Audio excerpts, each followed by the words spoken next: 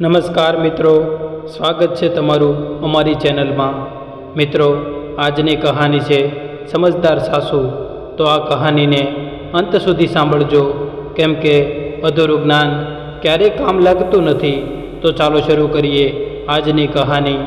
માજી, થોડું હજી જલ્દી કામ કરો। આજે મારા પપ્પાના ઘરેથી બધા લોકો આવવાના છે અને તમે કાચબાની જેમ ધીમે ધીમે કામ કરો છો। કાલે રાત્રે જ મેં તમને બધા કામ સમજાવી દીધા હતા। સવારે જાગીને આખા ઘરની સાફ સફાઈ કરવાની છે, બારી બારણાઓ પર ધૂળ સાફ કરવાની છે, ક્યાંય પણ ધૂળ કે માટી ના દેખાવી જોઈએ। એના પછી રસોઈ બનાવવામાં મેં શાક બહાર કાઢીને રાખ્યું છે। ખાવામાં 4 શાક બનાવવાના છે।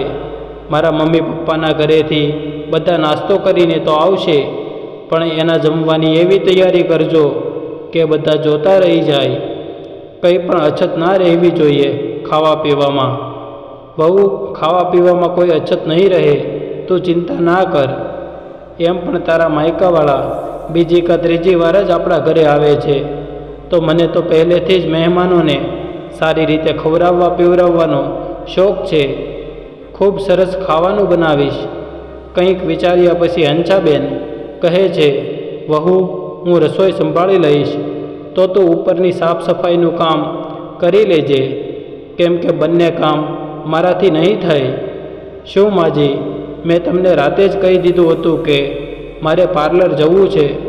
ખૂબ પ્રેમથી હંસાબેને તેની વહુ રિંકલને કહ્યું, વહુ, કામ થોડું વધારે છે, તું સાફ સફાઈનું કામ કરી લે અને ખાવાનું બધું હું બનાવી દઈશ। આ સાંભળતા જ રિંકલે મોઢું બગાડીને કહ્યું, માજી, આટલા મોટા ઘરની સાફ સફાઈ મારાથી નહીં થાય। એમ પણ મારે આજે પાર્લરમાં મારા વાળ કપાવવા માટે જવું છે। જો ઘરની સાફ સફાઈ કરીશ તો વાળ નહીં કપાવી શકું, અને પછી બપોર સુધી બધા લોકો આવી જશે। તમે શું ઈચ્છો છો કે હું ઘરના બધા જ કામ કરતી રહું? એમ પણ રોજ ખાવાનું હું જ બનાવું છું। ક્યારેક જો તમારી ઉપર કામ આવી જાય તો તમે મને એહસાન બતાવવામાં પાછળ નથી રહેતા। પાસે બેસેલો હંસાબેનનો પુત્ર આશીષ કહે છે, અરે રિંકલ, કેવી વાત કરે છે માં? હંમેશા તારી સાથે જ રસોડામાં મદદ કરે છે, અને માની ઉંમર પણ જો, એની ઉંમર થોડી છે આ બધું કરવાની। આટલું બધું ખાવાનું બનાવીને તે ઘરની સાફ સફાઈ કેવી રીતે કરે? વધારે નહીં તો કંઈ નહીં, ખાલી એક કામ તો તારે કરવા જવું જોઈએ। માએ કામ કરવાથી કે ખાવાનું બનાવવાની ના નથી પાડી, એણે તો ખાલી આટલું જ કીધું છે કે બધું કામ એનાથી નહીં થાય, તો થોડી મદદ તું પણ કરી દે। આશીષની વાત સાંભળીને રિંકલને ગુસ્સો આવે છે અને બડબડીને કહે છે, હા હા, તારી માં ઓછી છે તો તું મારી નાની સાસ બનવાની કોશિશ કરે છે। લગ્નના 4 મહિનામાં મને એટલું તો સમજાઈ ગયું કે તું ખાલી પોતાના માનું જ સાંભળશો, દર વખતે પોતાની માનો જ પક્ષ લે છો। મારી ખુશી તો તારાથી જોવાતી નથી। અરે રિંકલ, થોડું ઊંચેથી બોલ, મને સંભળાતું નથી કે તું શું કહે છે? આંખો ફાડીને રિંકલે કહ્યું, કંઈ નહીં, હું ખાલી મારા રૂમની જ સફાઈ કરીશ। કહી દેજે તારી માને ખાવાનું બનાવીને ઘરની સાફ સફાઈ કરી લે। પગ પસાડીને સાવરણી ઉપાડીને રિંકલ રૂમમાં સાફ સફાઈ કરવા લાગી। સફાઈ કર્યા પછી તૈયાર થઈને રિંકલ જલ્દીથી પાર્લર જવા નીકળી ગઈ। આશીષ રસોડામાં પોતાની માને મદદ કરવા પહોંચી ગયો। હકીકતમાં આશીષ હંસાબેનનો એકલૌતો છોકરો છે। હંસાબેનના પતિ 20 વર્ષ પહેલાં જ દુનિયા છોડીને જતા રહ્યા। એ સમયે આશીષ માત્ર 6 વર્ષનો હતો। આશીષના પિતાજીની સરકારી નોકરી હતી, એટલે પેન્શનના પૈસાથી હંસાબેને આશીષને ભણાવ્યો ગણાવ્યો અને ખૂબ સારા સંસ્કાર આપ્યા હતા। હંમેશા મા અને દીકરો બંને સાથે જ રહે છે। બંને મા દીકરો એક સાથે એક મિત્રની જેમ વાત કરતા। હંસાબેન જ્યારે રસોડામાં એકલી કામ કરતી તો બાળપણથી જ આશીષ તેની સાથે રસોડામાં કંઈક ને કંઈક કરતો હતો। ક્યારેક રોટલી બનાવવાની જીદ કરતો તો ક્યારેક કંઈક બીજું કામ કરવાની। માની સાથે ઝાઝો સમય રસોડામાં પસાર કરવાને લીધે તેને રસોડાનું ઘણું કામ આવડતું હતું અને જ્યારે તેને તક મળતી તે પોતાની માને મદદ કરતો કે ક્યારેક મા બીમાર પડતી તો તે માનું ધ્યાન રાખતો અને તેને ખાવાનું બનાવીને પણ ખવડાવતો અને પોતાનું ખાવાનું પણ બનાવી લેતો. આશીષ તેની માને ખૂબ પ્રેમ કરતો હતો. હંસાબેનના માયકામાં તેના માતા પિતા, ભાઈ ભાભી બધા જ છે. ચારે ભાઈઓની એકલોતી બહેન હતી હંસાબહેન. એના પતિના ગયા પછી એના ભાઈઓએ ખૂબ કીધું કે આવીને એના ઘરે રહે, નાનું બાળક છે, ક્યાં એકલી મુસીબતમાં રહે છે. અમે બધા છીએ તારું અને આશીષનું ધ્યાન રાખવા માટે. પરંતુ હંસાબેને એ વિચારીને ના પાડી દીધી કે આજે મમ્મી પપ્પા છે, કાલે જ્યારે મમ્મી પપ્પા જતા રહેશે તો ભાઈ ભાભી સાથે માયકે રહેવા કરતાં સારું છે કે હું મારા સાસરે જ રહું અને મને મારા પતિના પેન્શનના પૈસા મળે છે. જ્યારે હાથમાં પૈસા છે તો સાસરે રહીને જ મારા છોકરાને ભણાવી ગણાવીશ. તે પોતાના મોટા ભાઈને કહે છે, ભાઈ હું મારા પતિના ઘરમાં જ રહીશ, એને મૂકીને કંઈ નહીં જાઉં, તમે મારી પાસે આવતા રહેજો. જ્યારે જરૂરત પડશે ત્યારે તમે બધા તો છો જ ને મારી માટે. આવું કહીને માયકે જવાની ના પાડી દે છે. માયકામાં હંસાબેનનો હરિયો ભર્યો પરિવાર છે, કંઈ વસ્તુની અછત નથી, બધા એશો આરામથી રહે છે. આ 20 વર્ષમાં હંસાબેનના મમ્મી પપ્પા તો ગુજરી ગયા, પરંતુ એના ભાઈ અને ભાભીએ એનું ખૂબ ધ્યાન રાખ્યું છે અને હંમેશા તક મળે ત્યારે એને બોલાવે છે. આશીષ જ્યારે રસોડામાં જાય છે ત્યારે કહે છે, લાવો માં, હું શાક કાપી દઉં છું, તમે ત્યાં સુધી પૂરી બનાવવાનો લોટ બાંધી લો અને રાયતામાં વઘાર પણ હું કરી દઈશ. હું બહારથી એક ખુરશી પણ લઈને આવ્યો છું. માં, જાજીવાર ઊભા રહેવાથી તમને ગોઠણનો દુખાવો થવા લાગે છે, આટલે વચ્ચે વચ્ચે ખુરશી પર બેસી જજો. અને માં, આટલું બધું શાક બનાવવાની શી જરૂર છે?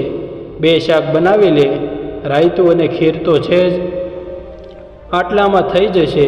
અરે નહીં બેટા, હજી ઘરમાં નવી નવી વહુ આવી છે અને તેના માયકામાંથી મમ્મી પપ્પા તો પહેલી વાર આવે છે, તો 2 શાક સારું નહીં લાગે, ઓછામાં ઓછું 4 શાક બનશે. આટલા વર્ષો પછી ઘરમાં રોનક આવી છે, પુત્ર વધુ આવી છે, સંબંધીઓની અવર જવર શરૂ થઈ છે. મને તો આ બધું કરવું ગમે છે, પરંતુ માં, તારા સ્વાસ્થ્યનું તો જો, આટલું બધું કરીને બીમાર પડી જઈશ. અને કાલે જ્યારે રિંકલે એટલું બધું કામ કરવાનું તને કીધું ત્યારે તે ના કેમ ન પાડી? બધું કામ તારી માથે નાખીને પાર્લર જતી રહી છે. તે 2 દિવસ પહેલાં પણ પાર્લર જઈ શકતી હતી, આજે જ જવાની શી જરૂર હતી? અરે બેટા, પુત્ર વધુ નવા ઘરમાં આવી છે, એડજસ્ટ થવામાં થોડો સમય લાગશે, એને થોડોક સમય આપ. અને પછી એની ઉંમર જ શું છે, હજી ખાલી 21 વર્ષની છે. ધીમે ધીમે બધું સમજાઈ જશે અને ઘરના બધા રીતિરિવાજો પણ આવડી જશે. હા માં, હું પણ એ તો કહું છું કે રિંકલ કોઈ દૂધ પીતી છોકરી નથી, 21 વર્ષની છોકરી છે. 21 વર્ષની છોકરી નાની નથી હોતી. તમે તો એને સાવ નાની બનાવીને રાખી છે. 20 વર્ષમાં છોકરીઓને આટલી સમજ આવી જાય છે. પોતાનું સારું ખરાબ અને સાચું ખોટા તેને સમજવાની ક્ષમતામાં એનામાં છે. અને તમે પણ તેને હંમેશા નાની બાળક કહીને માથે ચડાવી લેશો. અને જે દિવસે માથે ચડી જશે તે દિવસે મને ના કહેતા કે વહુ સાંભળતી નથી. હું અત્યારે કહું છું, એને ઘરનું કામ આપવાનું અને ઘરની જવાબદારી આપવાનું ચાલુ કરી દો. શું આખી જિંદગી કામ કરી કરીને થાકી નથી ગઈ? આજે પુત્ર વધુ આવી છે તો આરામ કરો, જેટલું કામ થાય તેટલું કરો. પુત્ર વધુના કહેવાથી કામમાં પડ્યા રહેવાની જરૂર નથી. એને નાની ગણાવીને એની મનમરજી કરે એમાં તું સાથ આપ. માં, આ સારી વાત નથી. અરે બેટા, શું નાની વાતને લઈને નારાજ થાય છે? ઠીક છે, હું તેને સમજાવી દઈશ. પુત્રની બધો વાતો પૂરી કરીને હંસાબેન કહે છે, વાતોમાં ખબર જ ન પડી કે બધું ખાવાનું બની ગયું. બધું ખાવાનું ઉપાડીને ઢાંકીને ટેબલ પર મૂકી દે ત્યાં સુધી હું રૂમની અને બહાર બેસવાની જગ્યાએ સાફ સફાઈ કરી લઉં છું. નહીં તો તે લોકોનો આવવાનો સમય થઈ ગયો છે, તેની સામે સાફ સફાઈ કરીશ તો સારું નહીં લાગે. ત્યાં સુધીમાં રિંકલનો ફોન આવે છે.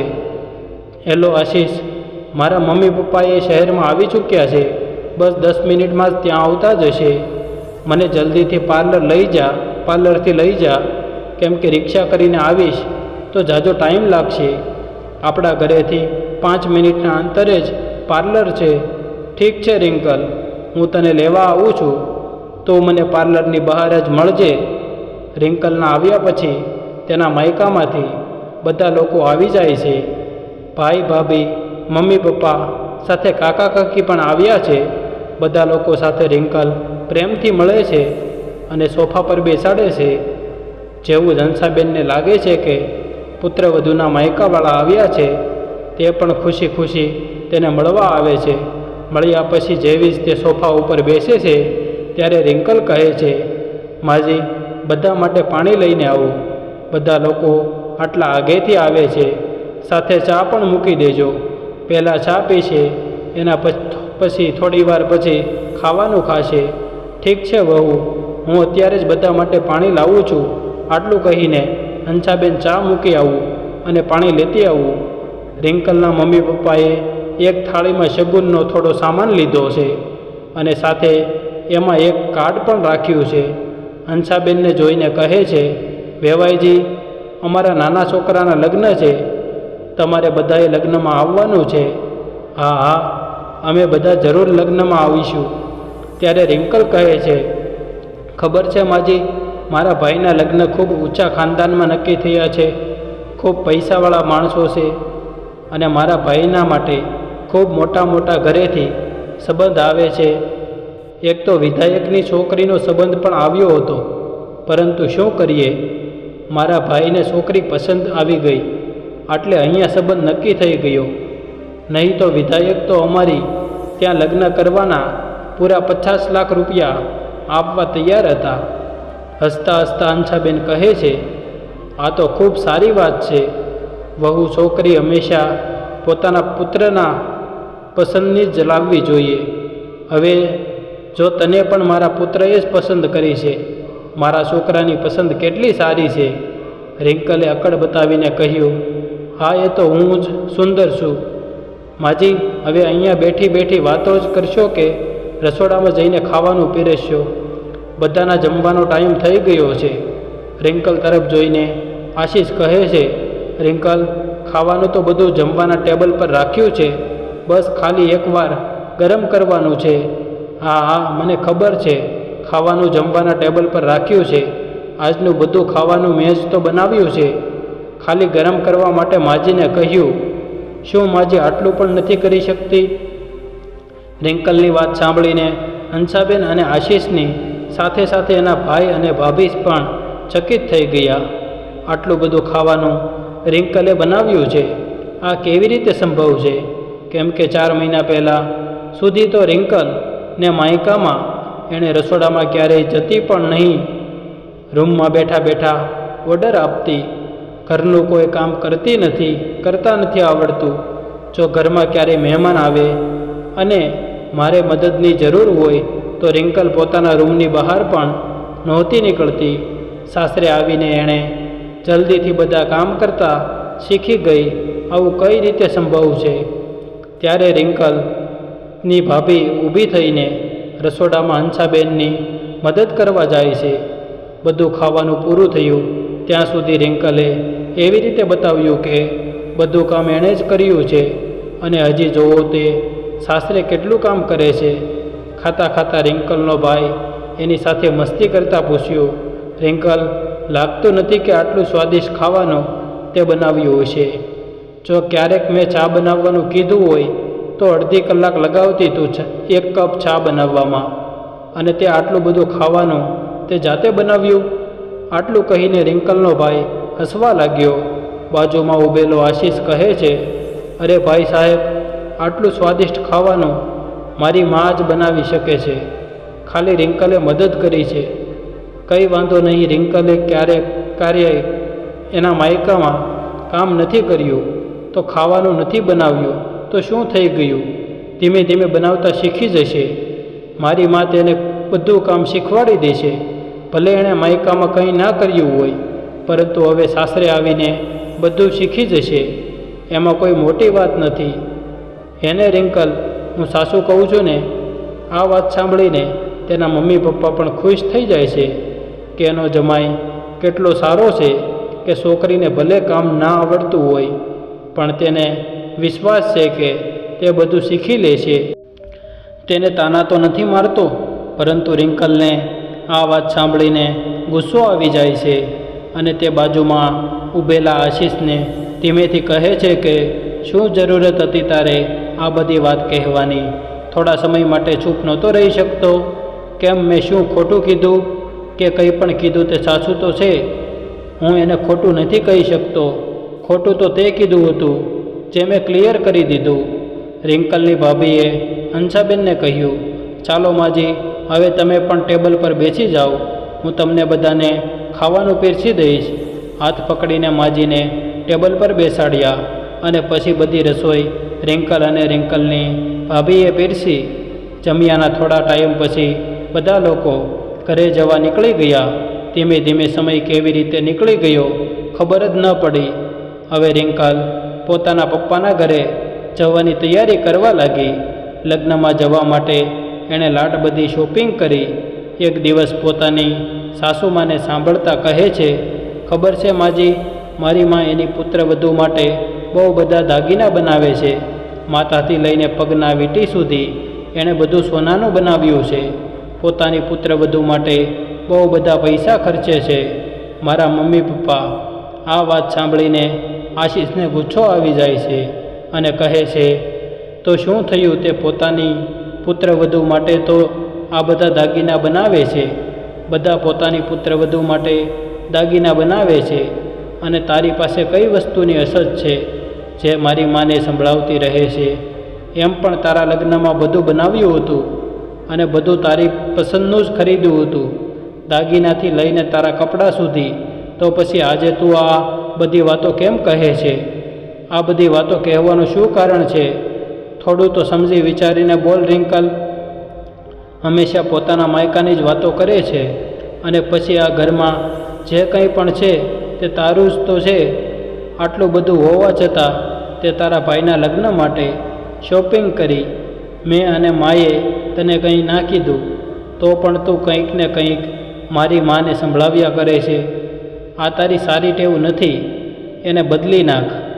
આ વખતે આશીષની વાતો રિંકલ પાસે કોઈ જવાબ નહોતો, તો પણ એનો ચહેરો ગુસ્સામાં લાલ થઈ ગયો હતો. માનો ફોન આવે છે. આવું કહીને ફોન પોતાના હાથમાં લઈને પોતાના રૂમમાં જતી રહી. આજે હંસાબેન પોતાના છોકરાને કંઈ નથી કહેતી, કેમ કે એણે પણ લાગે છે કે કદાચ એનો છોકરો સાસુ કહે છે. રિંકલ કોઈ નાની છોકરી નથી જે વાત વાતમાં એની બેઇજ્જતી કરતી છે. પોતાના માયકાવાળામાં બાપનું સન્માન કરે છે, પણ મારી માનું સન્માન કરવા નથી માંગતી. અરે સન્માન કરવાનું તો દૂર, જ્યારે મોકો મળે ત્યારે તેનું અપમાન કરે છે. મારી માએ એને ક્યારેય અછત નથી આવવા દીધી. કેટલી વાર છોકરાએ એને ઈશારામાં સમજાવી છે, પણ એણે વાત સમજમાં જ નથી આવતી. બીજે દિવસે રિંકલ પોતાના ભાઈના લગ્નમાં જવા માટે તૈયાર થઈને પોતાની સાસુને કહે છે, માજી, તમને તો ખબર જ છે મારા મમ્મી પપ્પા કેટલા અમીર છે, કેટલા પૈસાવાળા છે. લગ્ન શહેરની મોટી હોટેલમાં છે. મોટા મોટા માણસો પણ લગ્નમાં આવવાના છે. તો તમે પણ થોડા તૈયાર થઈને આવજો.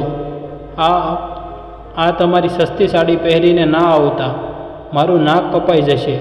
એકવાર મારા માયકે આવો, તમને બતાવું મારા માયકાવાળા કેટલા પૈસાવાળા છે. હવે તો હંસાબેનને પણ થતું હતું કે વહુ એના ચૂપ રહેવાનો ફાયદો ઉઠાવે છે. જ્યારે જોવો ત્યારે એને નીચા બતાવવાની કોશિશ કરે છે. એ નથી જોતી કે તેની સાસુ તેને કેટલો પ્રેમ અને લાડ કરે છે. બધી ઈચ્છા પૂરી કરે છે. એક છોકરીની જેમ તેને ઘરમાં રાખવાની કોશિશ કરે છે. એમ પણ મારો આટલો નાનો પરિવાર છે. ખાલી એક છોકરો, એક પુત્રવધુની ઈચ્છા જિંદગીમાં હતી કે પુત્રવધુ આવશે તો એની છોકરીની જેમ રાખીશું, પરંતુ પુત્રવધુને એના માયકાના વખાણ કરવામાંથી જ નવરાઈ નથી. ખબર નહીં બહુ ક્યારે આ બધી વસ્તુને સમજશે અને ક્યારે અપમાન કરવાનું બંધ કરશે, ક્યારે મને પોતાની સમજશે. રિંકલના ગયાના એક દિવસ પછી આશીષ એની માને કહે છે કે માં, રિંકલનો ફોન આવ્યો હતો કે માયકામાં એને મારી જરૂર છે, હું જતો રહું છું, લગ્નના દિવસે સવારે હું તમને લેવા આવી જઈશ. ઠીક છે બેટા, બહુના માયકામાં લગ્ન છે, ઘણા કામ હોય છે, જઈને એની મદદ કરી દે.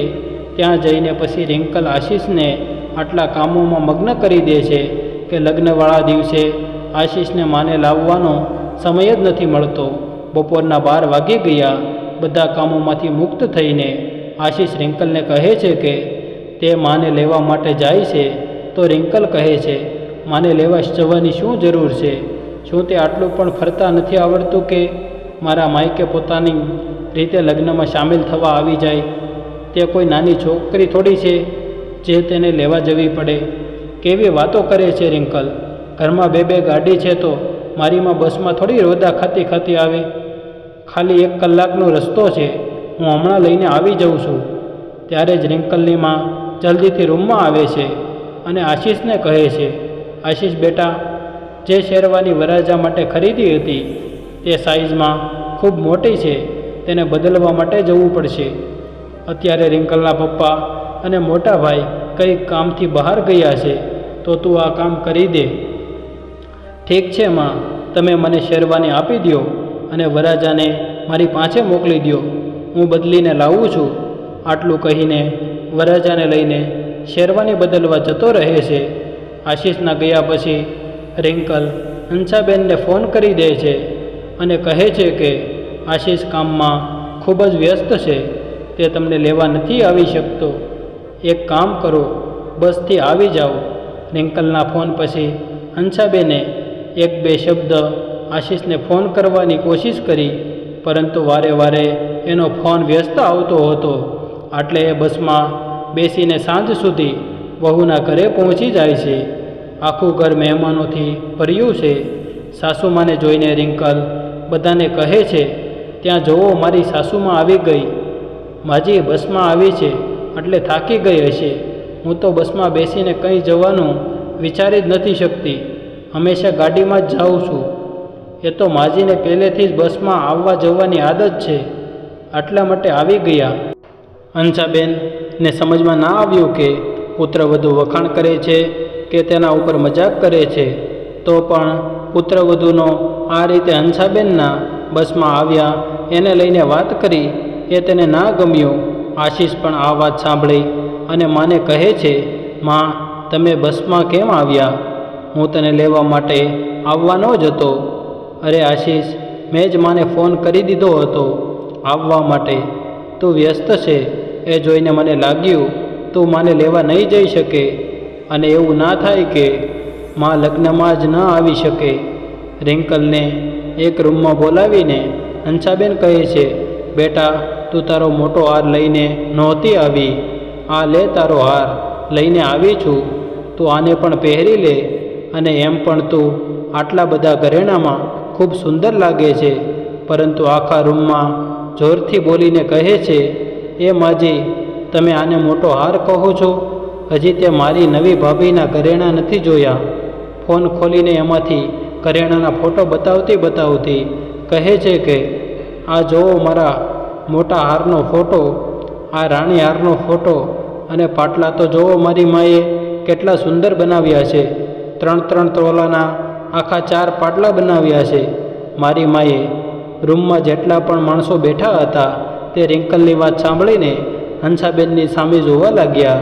અને હંસાબેન પોતાને શર્મિંદા સમજે છે કે તે કેટલા પ્રેમથી પોતાની વહુ માટે હાર લઈને આવી છે, અને પુત્રવધુએ તેના મોટા હારને એની વાતોથી એકદમ નાનો હાર બનાવી દીધો. હંસાબેનની આંખોમાં આંસુ આવી ગયા. આશીષથી પોતાની માનું આવું અપમાન જોવાનું નહીં, અને તેની પત્ની ઉપર ખૂબ ગુસ્સો આવતો હતો. પરંતુ તેના માયકામાં તે તેની પત્નીનું અપમાન કરવા નહોતો માંગતો. આટલા માટે કંઈ બોલ્યા વગર લગ્નને અધૂરા મૂકીને ઘરે પાછા આવવા માટે નીકળી ગયો. હંસાબેને ખૂબ ના પાડી, પરંતુ આશીષ ના માન્યો. કહ્યું, માં, હવે બહુ થયું. હું એ ઘરમાં એક પુત્રની જેમ કામ કરું છું, પણ રિંકલ હંમેશા તમને જ મેણા મારે છે. હવે મને આ બધું નહીં સહન થાય, અને આખા લગ્નમાં એ તમારી સાથે આવું જ કરશે, જેવું નહીં જોઈ શકું. આશીષ અડધે રસ્તે પહોંચે છે. આટલામાં રિંકલનો ફોન આવે છે. આશીષ, તું ક્યાં છે? રિંકલની બિયેલી અવાજ સાંભળીને આશીષ કહે છે, શું થયું રિંકલ? આશીષ, બહુ મોટી ગડબડ થઈ ગઈ છે. જે ઘરેણાં માએ તેની પુત્રવધુ માટે બનાવ્યા હતા, પપ્પા એને લઈને દુકાનેથી ઘરે નીકળતા જ હતા કે બાઇક ઉપર 2-4 ગુંડા આવ્યા અને બંદૂક બતાવીને પપ્પા પાસેથી ઘરેણાંની થેલી લઈને જતા રહ્યા. ઘરમાં બહુ મોટી અશાંતિ ફેલાઈ ગઈ છે. તેણે પપ્પાને ધક્કો પણ માર્યો, જેના લીધેથી એણે ઈજા પણ થઈ છે. જાન લઈને જવાનો સમય પણ થઈ ગયો છે અને ઘરમાં ઘરેણાં નથી કે હવે શું કરવું? મને ખૂબ જ ચિંતા થાય છે. જો ઘરેણાં વગર જાન લઈને જાશું તો ત્યાં મારી મમ્મી પપ્પાનું નાક કપાઈ જશે. આશીષ રિંકલના લીધેથી બહુ ગુસ્સામાં હતો, અને આજે એને રિંકલને પાઠ શીખવવાની તક મળી ગઈ તો તે પણ ગુસ્સે થઈને બોલ્યો, તો હું શું કરું? એ તારા મમ્મી પપ્પા છે. જો એની ઇજ્જત જાય તો મને એનાથી શું લેવા દેવા? હું તો મારી માને લઈને ઘરે જવા નીકળી ગયો છું. કેવી વાતો કરે છે આશીષ? શું મારા મા બાપની ઇજ્જતથી તને કોઈ ફરક નથી પડતો? તે તને પોતાના છોકરાથી પણ વધારે માને છે, અને તું માને ઘરેથી લઈને નીકળી ગયો. લગ્નમાં પણ સામેલ ના થયો. સાચું કહે છે રિંકલ, જો તારા મા બાપે મને છોકરાની જેમ માન્યો છે તો મારી મા પણ તને છોકરીની જેમ જ માને છે. પરંતુ તું ક્યારેય તેની છોકરી નથી બની શકી. બધી જગ્યાએ તેનું અપમાન જ કરે છે. આજે પણ તે એને 2 વાર એમનું અપમાન કર્યું. મારી મા વારંવાર અપમાન સહન કરવા નથી બની. જો તું તેનું સન્માન નથી કરી શકતી તો અપમાન કરવાનું હક પણ તને કોઈએ નથી આપ્યો. આશીષની વાત સાંભળીને રિંકલ રોવા લાગે છે અને કહે છે, આવી મુસીબતમાં પણ તું મને હવે સંભળાવ છો. મને તો લાગ્યું હતું તું મારો સાથ આપીશ. શું સાથ જોઈતો છે તને? મેં હંમેશા સાથ આપ્યો છે, પરંતુ તું કામ જ એવા કરે છે જેનાથી મને ગુસ્સો આવી જાય છે. હંમેશા ના કરવાના કામો કરે છે. તારી પાસે કોઈ પણ વસ્તુની અછત નથી, તો પણ તારે મારી માને જ સંભળાવવું હોય છે. વચ્ચેથી ફોન લઈને હંસાબેન કહે છે, શું બેટા વહુ એટલા ટાઈમથી રોવે છે અને તું એના ઉપર ગુસ્સો કરે છે? હા વહુ, કે તારે શું જોઈતું છે અમારી બંને પાસેથી? માજી, મારા મમ્મી પપ્પા કહે છે કે એની પાસે અત્યારે આટલા બધા પૈસા નથી કે બધા ઘરેણાં આટલી જલ્દી બનાવી શકે. બધાય ભેગા કરેલા પૈસા ઘરેણાં બનાવવામાં લગાવી દીધા. આટલો બધો ખર્ચો થઈ ગયો છે તો મમ્મી પપ્પાની ઈચ્છા છે કે હું મારા ઘરેણાં નાના ભાઈના લગ્નમાં ચડાવી દઉં, અને જેવા જ લગ્ન થઈ જશે એના 4 દિવસ પછી તે મને પાછા આપી દેશે. ખાલી એની રૂપરેખા રહી જશે અને મારા મમ્મી પપ્પાની મારા ઘરેણાંથી ઇજ્જત રહી જશે. પછી જ્યારે એની પાસે પૈસા થઈ જશે ત્યારે પુત્રવધુ માટે બનાવી દેશે. ફોન સ્પીકર પર હતો એટલે આશીષે કહ્યું, તારી પાસે ક્યાં ઘરેણાં છે?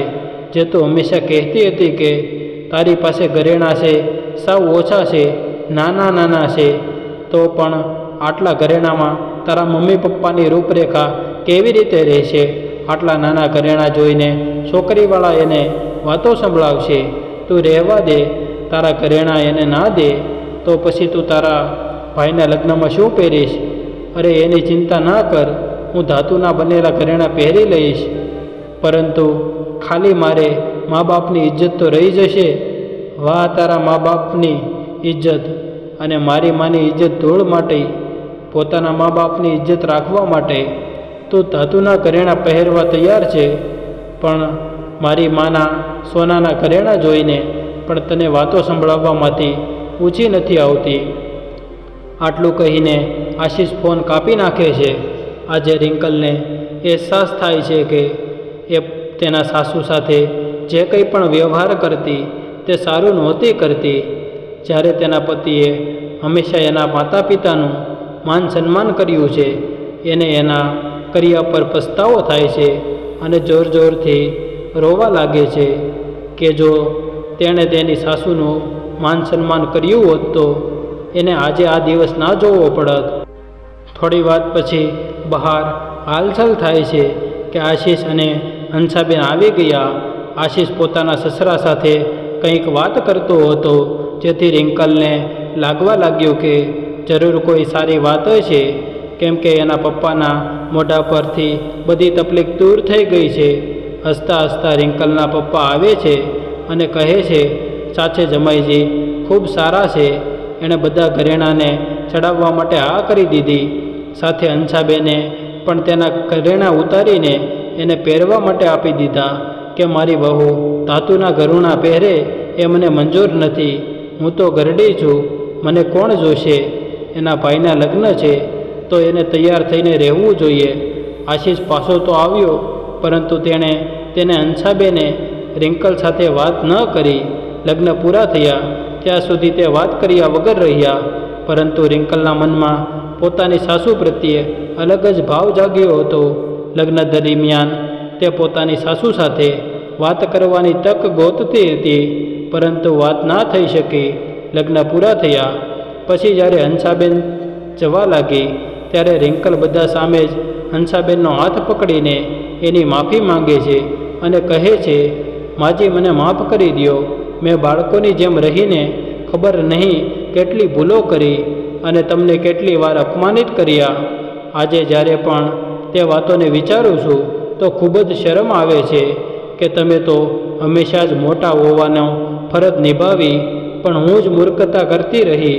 હવેથી હું પોતાનામાં સુધારો લાવવાની કોશિશ કરીશ અને તમને મારી સાસુ નહીં મા બનાવવાની કોશિશ કરીશ. હું ખૂબ જ ખુશનસીબ છું કે તમે મને તમારા જેવી સાસુ મળી. હંસાબેન પોતાની પુત્રવધૂને માફ કરી દે છે. બીજી બાજુ આશિષને જ્યારે ખબર પડે છે કે રિંકલે તેની માની સાથે માફી માંગી લીધી તો એને ખુશી થાય છે. ધીમે ધીમે રિંકલના સ્વભાવમાં પણ બદલાવ આવે છે અને તે પોતાના સાસુનું માન સન્માન કરતા શીખી ગઈ. ધીમે ધીમે ઘરના કામો કરવાની પણ કોશિશ કરે છે. તો મિત્રો, જરૂરી નથી કે લગ્ન પહેલાં બધી છોકરીઓએ ઘરના બધા કામો શીખ્યા હોય. ઘણી બધી છોકરીઓને ઘરની જવાબદારી નિભાવતા નથી આવડતું. લગ્ન તો થઈ જાય છે, પણ તેને લગ્ન પછીની જવાબદારી નથી ખબર હોતી. જ્યારે તે સાસરે પહોંચે છે ત્યારે તેની આજના સમજ જેવી વાતો સાસરે સમસ્યા ઊભી કરે છે. તો છોકરી સાથે મા બાપની પણ જવાબદારી બને છે કે લગ્ન કોઈ નાનો મોટો શબ્દ નથી, પરંતુ જવાબદારીનું નામ છે જ્યાં આપણે નિભાવવી પડે છે. જો તમે સમય સાથે ધીમે ધીમે જવાબદારી નિભાવતા શીખી જશો તો જિંદગી સુખમય થઈ જશે. ભૂલ તો બધાથી થાય છે, પરંતુ તે ભૂલમાંથી સુધાર લાવવો એને શીખવું સૌથી મોટી જિંદગી છે. તો મિત્રો, તમને અમારી આજની કહાની કેવી લાગી? જો પસંદ આવી હોય તો વિડીયોને લાઈક કરજો અને સગા સંબંધી સાથે શેર કરજો તથા કોમેન્ટ બોક્સમાં જય શ્રી કૃષ્ણ લખી દેજો. તથા તમે અમારી ચેનલમાં નવા મહેમાન હોય તો ચેનલને સબસ્ક્રાઈબ કરજો. ધન્યવાદ. જય શ્રી કૃષ્ણ.